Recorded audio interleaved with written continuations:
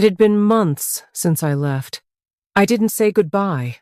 I didn't leave a note. I didn't even turn around to look at her one last time. The woman I loved, the woman I married, had broken me in a way I couldn't even begin to understand. The day I found out about the affair, I walked out, and I stayed gone. But now, standing before me, was the last person I ever expected to see again. She had come searching for me. I hadn't anticipated this.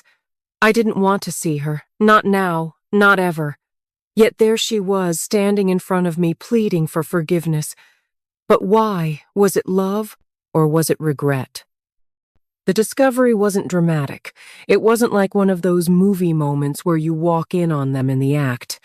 No, it was the small things that began to add up, the subtle signs I brushed off for far too long. Her coldness, her late nights at the office, her phone always on silent or face down. But there was one night that everything changed. I had just returned home after a long day, tired and distracted. And that's when I saw the message. The words hit me like a punch to the gut.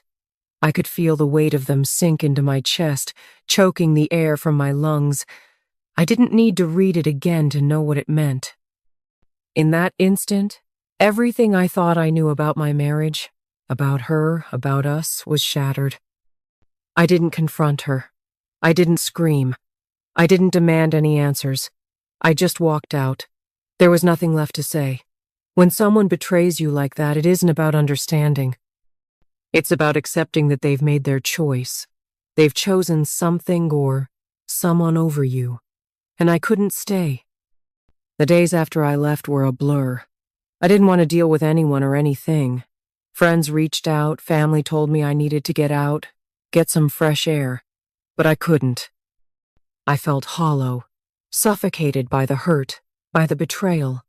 I didn't want to admit it, but it was there, always in the background, gnawing at me. I moved into a small apartment, far from the life I once knew, far from the memories of her. I tried to rebuild what little peace I could find.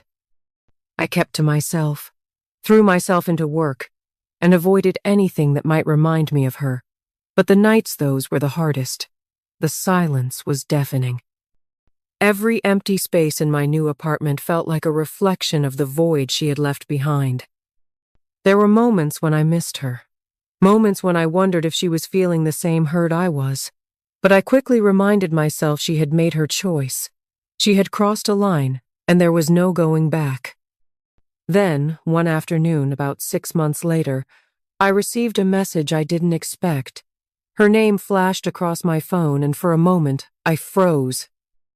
The mix of emotions I felt was overwhelming: anger, confusion, disbelief. What could she possibly want now? After everything, after I left without a word, why was she reaching out? Was it guilt? Was it regret? I debated for a long time before I decided to respond. Part of me wanted to ignore it completely, to block her out of my life once and for all. But another part of me, the part I hated to admit even to myself, needed to know what she had to say. I told her to meet me at the cafe we used to go to. It was one of the few places I knew where I wouldn't be suffocated by memories of her. I arrived early, sitting at a table in the back corner, pretending to be calm, but my mind was racing.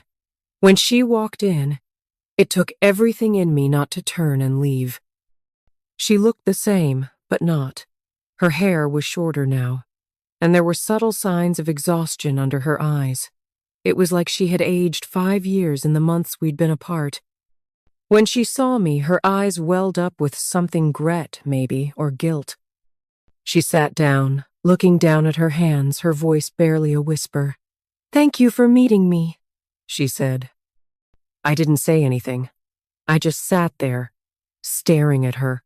I had spent so many months imagining what I would say if I ever saw her again, but now, sitting across from her, I couldn't find the words. The hurt was still there, raw and fresh. She spoke again, her voice trembling. "I've missed you. I know what I did was wrong, and I regret everything."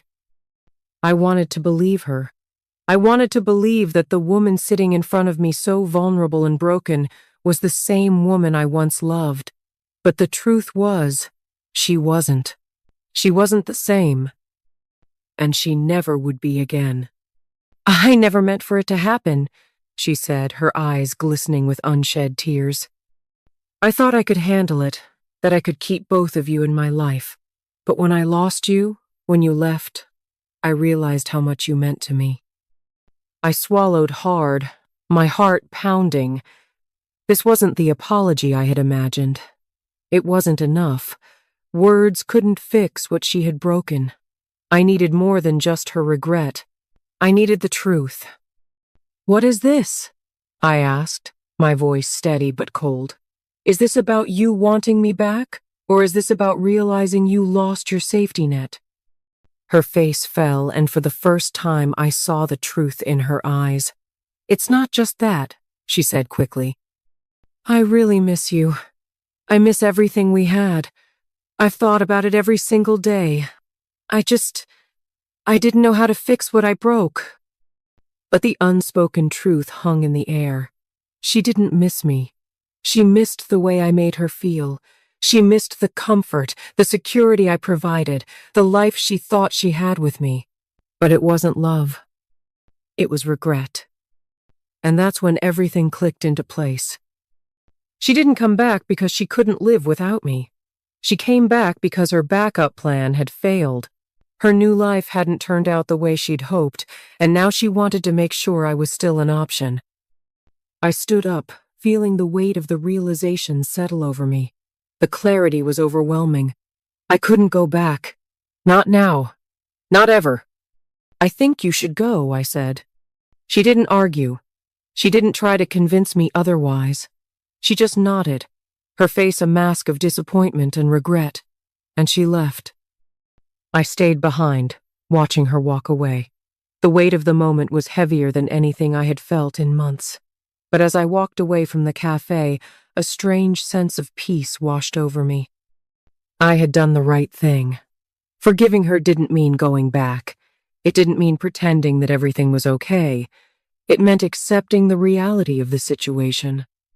And I realized if she truly loved me, she would have never risked losing me in the first place. If you're waiting for someone to realize what they lost, stop. If they ever come back, just remember they don't miss you. They miss the way you made them feel. And that's not love. That's regret.